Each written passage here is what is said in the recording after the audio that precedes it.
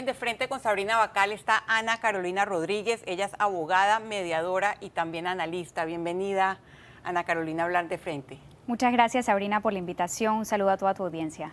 Bueno, esta semana vimos la conformación de las directivas de las dos comisiones más importantes, la de credenciales y la de presupuesto. Y la de credenciales la preside la abogada de Ricardo Martinelli y vimos una escena bastante llamativa con la familia. Y la de presupuesto, Chello Gálvez. Yo leí un tuit suyo donde decía que queda claro que puede mandar Mulino en el Ejecutivo, pero Martinelli en la Asamblea. ¿Cuál es su análisis? Terminaba el tuit que mencionas con la frase, ¿será que hay una armónica colaboración? Y mi lectura es que sí hay una armónica colaboración muy clara y en el sentido más puro de la palabra. Porque yo creo que cuando el ADN de tu campaña es Martinelli es Mulino y Mulino es Martinelli, eso nadie se lo sacude el 6 de mayo. Y la realidad es que aquí, el 5 de mayo, ganó RM. RM ganó la elección presidencial por un cómodo margen y RM ganó un importante número de curules en la Asamblea que rápidamente lo transformaron en una mayoría legislativa. Entonces, yo no los veo como dos fuerzas separadas, como quienes hay unos que los quieren ver, que son dos fuerzas que están peleadas, antagónicas, que compiten entre ellas. Yo los estoy viendo como una fuerza muy cuestionada, ejerciendo su rol, que es ostentar el poder que se ganaron en las urnas. O sea que esa división es una puesta en escena. Yo no creo que sea tanto una puesta en escena. Yo creo que lo que hay que reconocer es que el presidente Mulino en ningún momento ha rehuido su amistad y su cercanía con el expresidente Martinelli. Y eso hay que reconocerlo, siempre ha dicho desde que era candidato, cuando era presidente electo y ahora presidente en ejercicio.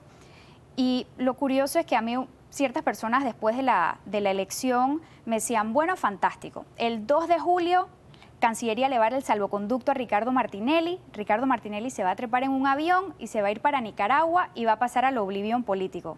Pero la realidad es que cuando tú ganas la elección, tú no te vas al oblivión político. Claro, la realidad es que no se quiere ir. Ahora controla la Asamblea. Hablemos de las consecuencias de tener a la abogada de Ricardo Martinelli, también abogada de personajes como Cholo Chorrillo, presidiendo la Comisión de Credenciales y del símbolo de haber tenido a la familia en primera fila, de alguien, un diputado como Jairo Bolota, gritando libertad para Martinelli al momento de emitir su voto, y también tener ahí presentes a la presidenta magistrada de la Corte, al procurador. ¿Qué implica eso? ¿Qué consecuencias tiene eso? Es sumamente preocupante, me uno a las voces de preocupación sobre ese escenario, pero lastimosamente no me sorprende. Nuevamente, el 5 de mayo ganaron los que hicieron campaña de la mano de un prófugo de la justicia. El 5 de mayo ganaron los que hicieron durante las últimas semanas de la campaña presidencial, montaron una campaña dura en contra de la legitimidad absoluta y clara que tiene la Corte Suprema de Justicia para decidir demandas de inconstitucionalidad sobre actos del Tribunal Electoral. El artículo 143 de la Constitución es taxativo y claro que las decisiones del Tribunal Electoral en materia electoral son finales y definitivas, excepto por el recurso de inconstitucionalidad que cabe. ¿Y quiénes ven el recurso de inconstitucionalidad? El Pleno de la Corte Suprema de Justicia. Entonces, estos eran todas señales que estábamos viendo durante la campaña y, como digo, me uno a las voces de preocupación, pero el escenario que se nos viene en temas de administración de justicia y de independencia judicial es crítico, pero no me sorprende. Hay personas que hablan de una ley de amnistía o de formas de bajarle la pena a Ricardo Martinelli. ¿Usted qué escenario ve jurídicamente con Ricardo Martinelli? Yo creo que en países con una débil institucionalidad como las nuestras, quienes ostentan el poder pueden hacer casi que todo lo que quieren. Eso es una realidad. No es una realidad nada más de Panamá, sino de todos los países que tenemos una débil institucionalidad. Yo creo que la ley de amnistía es casi un hecho cierto. Tienen los votos.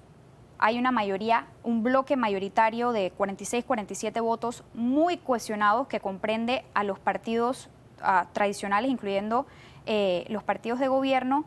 Y yo creo que lo otro que hay que ponderar es que la ley de amnistía seguro no la van a hacer, como quien dice, a la medida del expresidente Martinelli, sino que ahí en ese bolsón van a entrar muchos otros políticos de alto perfil que también están involucrados en casos y que se van a ver beneficiados por esa ley de amnistía y lastimosamente soy de la teoría de que Ricardo Martinelli va a salir por la puerta ancha de la impunidad con la ley de amnistía. Wow. ¿Usted ve una relación entre este escenario que nos está dibujando a mediano plazo y decisiones del Ministerio Público inexplicables y con tiempos muy llamativos, como la remoción de fiscales el fin de semana de la toma de posesión de Mulino y recientemente el giro de 180 grados en el caso de los Diablos Rojos, donde uno de los imputados es el operador político del señor Mulino, Ventura Vega? Sí, sobre el caso del señor Ventura Vega me parece curioso porque el presidente Mulino dijo en una conferencia que él no iba a actuar a través de intermediarios. Pero sabemos que en la práctica eso es imposible y eso pasa en Panamá, en todos los países del mundo. El Ejecutivo tiene sus enlaces con el órgano legislativo para ver si tienen los votos para pasar sus proyectos de ley, para avanzar sus agendas. Y esta persona es el señor Ventura Vega, que como bien dice, su vista fiscal del caso con el tema de las indemnizaciones que se le dieron a los Diablos Rojos durante la administración Martinelli, pues fueron favorecidos y al parecer hay una lesión patrimonial. Él estaba en ese caso, la vista fiscal pasó de un llamamiento a juicio a una solicitud de sobreseimiento. Entonces, hace un par de días. Entonces, definitivamente llama poderosamente la atención la salida de 2 fiscales importantes del Ministerio Público a 2 días de empezar un nuevo gobierno sin un proceso interno de investigación. Es preocupante cuando entramos a ver quiénes son esos fiscales y qué casos manejaron. Estos 2 fiscales vieron el caso de los radares y el caso de Odebrecht, donde estaban ligadas figuras muy cercanas al expresidente Martinelli y a quienes hoy están en gobierno. Entonces, definitivamente ha sido un golpe duro a la credibilidad del Ministerio Público y nos invita a la ciudadanía a tener el ojo puesto muy de cerca a lo que va a pasar en el órgano judicial y en el Ministerio Público, porque estamos acostumbrados a ponerle nada más ese ojo a lo que pasa en el órgano ejecutivo y en el órgano legislativo, y creo que todas las señales están que tenemos que tener, judicial. Correcto, las miras puestas en el órgano judicial. Una pregunta corta sobre el impacto que esto tiene en la imagen internacional de Panamá, porque una de las objetivo del señor presidente Mulino es salir de las listas discriminatorias y ha sido muy vehemente con la injusticia que eso implica. ¿Cómo nos verá el mundo con este tipo de decisiones? En el mundo globalizado en el que vivimos, para ser beneficiarios, para beneficiarnos de las ventajas competitivas que implica ser parte de la comunidad internacional, tenemos que seguir un cierto número de reglas. El punto es que Panamá ha estado tan abstraído de la política internacional y ha jugado un rol tan residual que no hemos estado en las mesas, en los espacios de toma de decisión geopolíticas donde se están dibujando estas nuevas reglas. Y al margen que yo considero que sí, hay ciertas normativas que Panamá tiene como defenderse. No puede ser que cada vez que nos critican y que nos señalan las deficiencias de nuestro sistema en temas de debilidad institucional, en temas de tráfico de influencia, en temas de impunidad, tengamos que salir a arroparnos con la bandera de un nacionalismo vacío, a decir no nos critiquen porque ustedes también son malos. Tenemos que hacernos un autoexamen y entender que todo esto está relacionado. La impunidad, la inclusión en las listas, el tráfico de influencias y la cultura, como dije, de impunidad que vivimos y la debilidad institucional es parte de un todo y así hay que entenderlo. Bueno, vamos a hacer una pausa. Tenemos muchísimo más por analizar. Chello Gálvez, presidiendo la Comisión de Presupuesto, el papel que va a jugar Vamos y muchos otros temas. Usted quédese aquí. Sigo hablando en De Frente con Ana Carolina Rodríguez.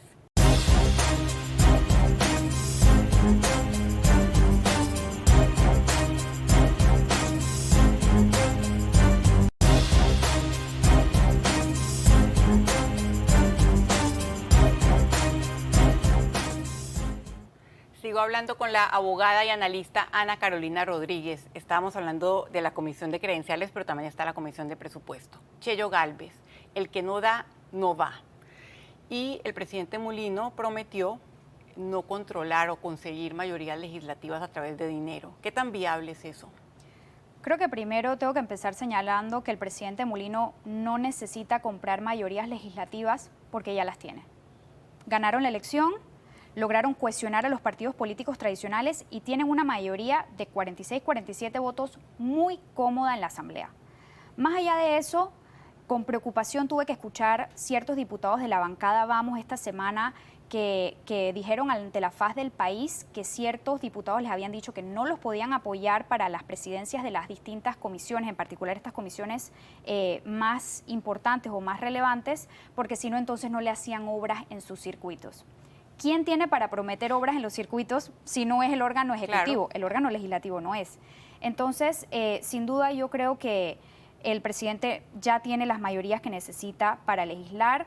Vamos a ver, creo que muy pronto pasando el proyecto de ley que se aprobó en gabinete hace unos días sobre el tema de los montos para los traslados de partida, que sean de todo lo que sea menos de 5 millones, lo ve el órgano ejecutivo internamente y lo decide, y lo que sea más de 5 millones lo ve el órgano legislativo y tiene que pasar por la Comisión de Presupuesto.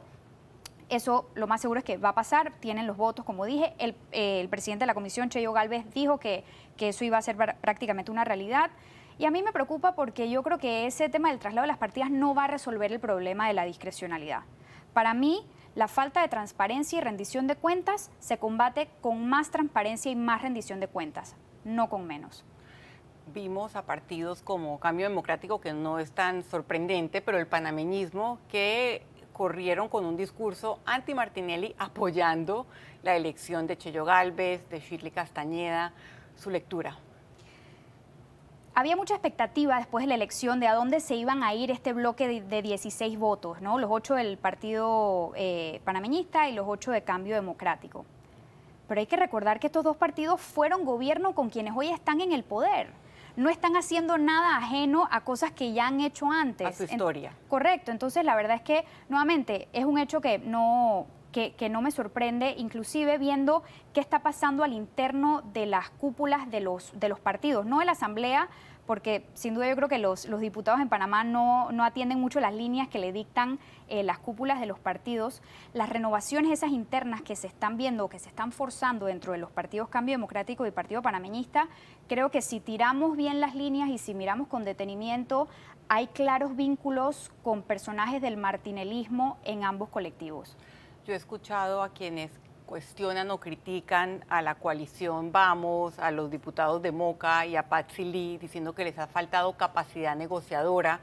Yo siempre he pensado que es importante tener una oposición democrática. ¿Qué piensa usted? A mí me pareció curioso que recién pasada la elección, muy pocos diputados salieron a decir soy diputado, diputada de oposición. Escuchamos fue un discurso más de nosotros vamos a apoyar lo que es bueno y lo que no sea bueno para el país no lo vamos a apoyar. Y yo decía, bueno, eso me hace ruido porque lo que es bueno y prioritario para un diputado no es prioritario para otro diputado. Entonces hay mucha subjetividad en esa interpretación.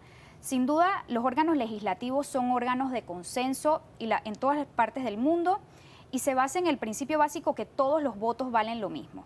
No importa lo que pensemos de los personajes que están ahí adentro, todos llegaron por la misma vía y todos los votos valen igual. Y naturalmente es un órgano de consenso donde tienen que privar las negociaciones. ¿Qué pasa? En Panamá hemos estado acostumbrados que negociación significa maletinazos, tráficos de influencia, fondos de descentralización paralela, claro, cuando la negociación parlamentaria debería ser, oye, ¿qué puedo hacer para agarrar argumentos, correcto, convencer? Convencimiento, y no solo eso, vamos a hacer un proyecto de ley. ¿Qué necesita este proyecto de ley para que tú me des tu voto como diputado para ver si podemos llegar a los 36 y pasar esa iniciativa?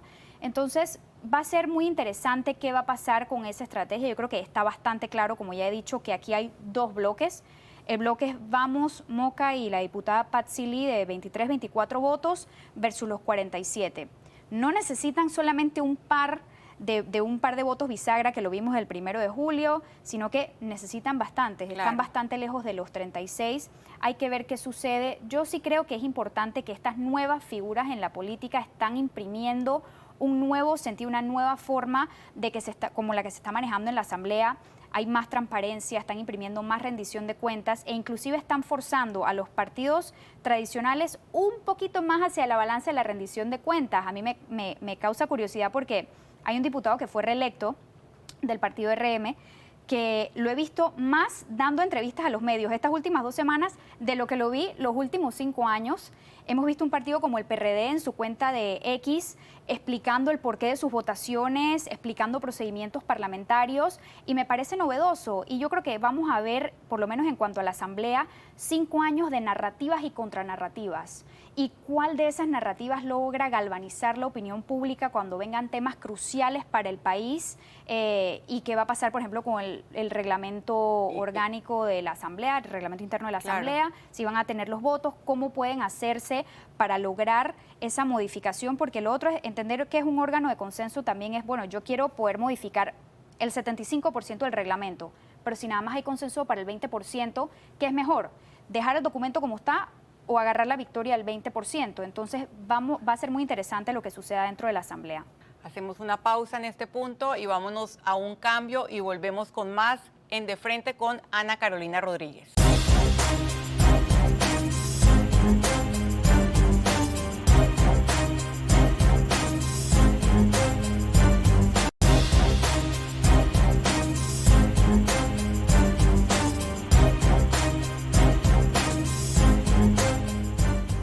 Sigo analizando el escenario político con Ana Carolina Rodríguez. Yo escuchaba un análisis suyo después de las elecciones en el que argumentaba que la clase empresarial abrazó la candidatura de Mulino como reacción a las protestas del contrato minero. ¿Podría ahondar en esa idea? Como país todavía no hemos terminado de digerir lo que sucedió en octubre y noviembre del 2023. Las protestas masivas, orgánicas, como jamás se habían visto en este país, yo creo que sacudió un grupo de poder económico importante, y que en ese momento pues no vieron viable la candidatura, por ejemplo, de Rómulo Rux. Creo que muchos entendimos que después de esas protestas el señor Rómulo Rux no iba a llegar a la presidencia, con el contraste también de un presidente que era percibido como débil, como el expresidente Cortizo.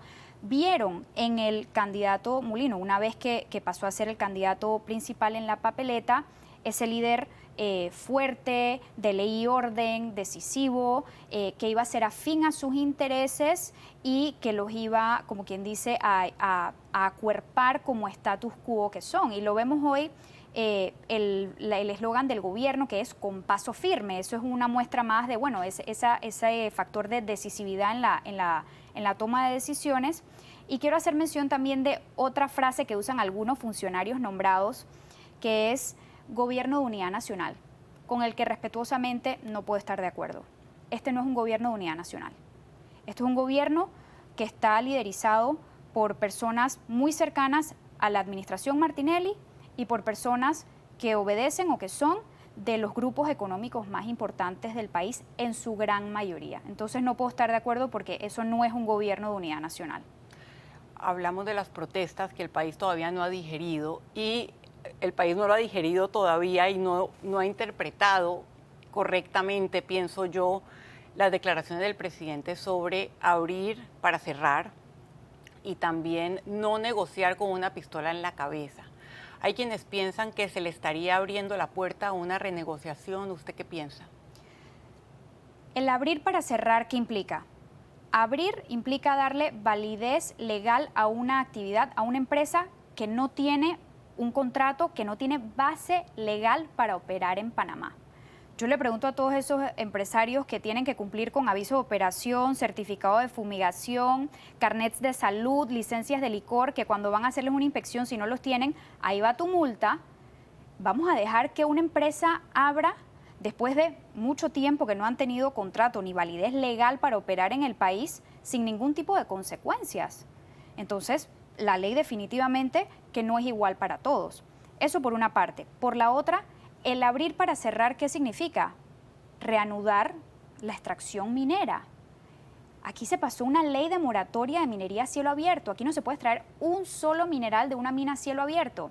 Entonces eso implica que cualquier actividad de abrir para cerrar va a tener que pasar por la Asamblea. ¿Qué va a suceder en ese órgano? Entonces, más allá, yo creo que es un secreto a voces que hay intereses muy fuertes, muy poderosos detrás de la reapertura de la mina. He visto con mucha preocupación cómo han ido a las escuelas a repartir libros de colorear con flora y fauna panameña y dice Cobre Panamá. Entonces, aquí hay una campaña fuerte montada para que la actividad minera en la minera First Quantum siga, y me preocupan las últimas declaraciones del ministro de Ambiente, donde ha dicho que viene una auditoría y que no le va a costar nada a Panamá. Yo no creo que alguien lo tiene que estar pagando. Entonces, ¿cómo fue ese proceso? También lo dijo el presidente en su discurso el 1 de julio, una auditoría ambiental. También dijo que el contrato había sido atroz y que iba a respetar el fallo de inconstitucionalidad. Pero de alguna manera mencionar el tema de First Quantum y que se ha reunido con ministros es no cerrar la puerta a una renegociación. Por supuesto, y decir que vas a respetar el fallo implica sí, te respetas que el contrato no es vigente y que la empresa no tiene contrato, pero en ningún momento hablan de que no van a hacer un nuevo contrato con la mina, así que pues yo creo que hay que tener la lupa puesta a este tema porque sin duda va a dar de qué hablar el próximo año. Quiero abordar 2 temas más antes de que se me acabe el tiempo. Constituyente originaria. Ya Miguel Antonio Bernal dijo que esa es la reforma constitucional en la que él cree. ¿Usted qué piensa de eso? Esa no es la reforma constitucional en la que yo creo, empezando porque mi postura es que la fiebre no está en la sábana. Yo sí creo que nos beneficiaríamos de un par de reformas puntuales, pero la crisis de desgobierno, de la falta de representatividad que sentimos los ciudadanos en nuestras autoridades y de la forma como se lleva la administración pública es más un tema de individuos y de personas que de un texto constitucional. La Constitución es clara cuando establece las formas para reformarse y la constituyente originaria no está como una medida que establece la Constitución. Entonces sería abrir la puerta ¿a qué? A destitución de magistrados, a una reelección indefinida del presidente, al cierre de la Asamblea. Cuando algo no está regulado por la propia Constitución, entonces nos estamos enfrentando a un animal político que va a coger vida propia y a mi juicio es muy peligroso. Política migratoria de Panamá. El primer acto de gobierno de Mulino fue la firma del memorándum con Estados Unidos de cerrar filosóficamente la frontera y empezar repatriaciones. ¿Qué piensa usted de la viabilidad de este acuerdo? Primero, nos tenemos que alejar del populismo migratorio, de esa narrativa de que todos nuestros problemas endémicos son culpa de los migrantes y que por ende y que todos los recursos se van a atender la situación de los migrantes y que hay que cerrar la frontera. Creo que hay que empezar separándonos de ese discurso. El enfoque adecuado es darle un enfoque de derechos humanos, un enfoque regional y un enfoque de la mano de la cooperación internacional. Para mí, el error que se está cometiendo es que se está viendo desde una perspectiva únicamente de seguridad y no una perspectiva integral. Y para muestra un botón, en Panamá existe una Oficina Nacional de Atención para los Refugiados, la ONPAR, que está bajo el Ministerio de Gobierno, que debe ser un actor muy importante en ese grupo interinstitucional que atiende la crisis migratoria del Darién. Y el director de la ONPAR nombrado por el presidente Mulino es Gerald Cumberbatch, el exalcalde de San Miguelito, que a pesar de lo que podamos hablar de su trayectoria como alcalde, estoy segura que no tiene ninguna experiencia ni preparación para tratar temas de derechos humanos y de refugiados. Bueno, le agradezco muchísimo, creo que exprimí todo su conocimiento. A ustedes también le agradezco haber estado hoy en De Frente. Con este programa me despido de ustedes, mi querida audiencia, que me ha acompañado cada domingo en este espacio en el que abordé distintos temas de relevancia nacional e internacional. De Frente es el último de los proyectos editoriales que emprendí en TVN, después de un recorrido de 20 años que abarcó la dirección de noticias, la conducción de Radar y el programa Mesa de Periodistas. Los principios que caracterizan al buen periodismo han sido y seguirán siendo mi norte. Con esos valores he buscado revelar y poner en contexto información de interés público, servir de contrapeso al poder e ir más allá de las declaraciones para analizar el significado de las acciones. En De Frente abordé diversos ángulos de un contrato minero que fue declarado inconstitucional y cuya aprobación generó movilizaciones históricas. El análisis legal, social y ambiental que hicieron distinguidos invitados en este espacio tuvo un importante impacto. De igual manera, la disponibilidad de agua del canal, los planes para enfrentarla y los límites de la cuenca fueron tratados ampliamente en De Frente. Abordamos temas internacionales de gran trascendencia con protagonistas y académicos. Durante la campaña política analizamos debates, encuestas, alianzas y entrevistamos a los candidatos a la presidencia y a la vicepresidencia que se atrevieron a hablar de frente. La crisis de los partidos, el fenómeno de los candidatos de libre postulación, los escándalos de corrupción y la demanda de inconstitucionalidad contra la candidatura del hoy presidente también fueron tratados. Nuevos funcionarios hablaron de sus planes, al tiempo que recordamos los retos pendientes en términos de transparencia, institucionalidad y justicia. Me despido de este espacio con la certeza de haber contribuido al debate nacional, haciendo énfasis en la necesidad de transparencia y rendición de cuentas, tanto del poder público como del privado. Mi reconocimiento y aprecio al equipo técnico y de producción que hizo posible que este programa llegara a ustedes cada domingo. Mi agradecimiento muy especial a ustedes, mi audiencia, que me ha premiado con su elección y retroalimentación. En mí siempre podrán encontrar una periodista que habla de frente. Hasta pronto.